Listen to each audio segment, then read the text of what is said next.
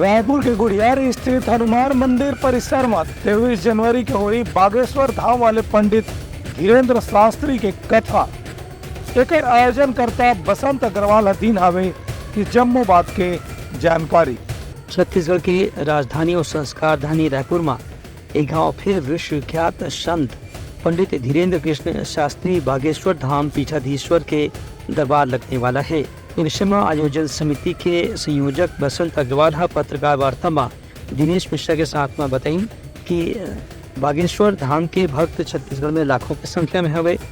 इन्हीं बात का ध्यान में रख के अवैया 23 से 27 जनवरी तक विवेकानंद विद्यापीठ कोटा और गुड़ियारी क्षेत्र में उनका दरबार के आयोजन करी रही।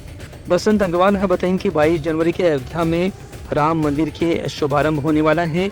वो दिन यहाँ भी राम जन्मोत्सव के आयोजन करी जाही। संगे संग 22 शहीद जवान मन के परिजन मन के सम्मान घलो करी जाही। ब्यूरो रिपोर्ट उत्तलंका न्यूज।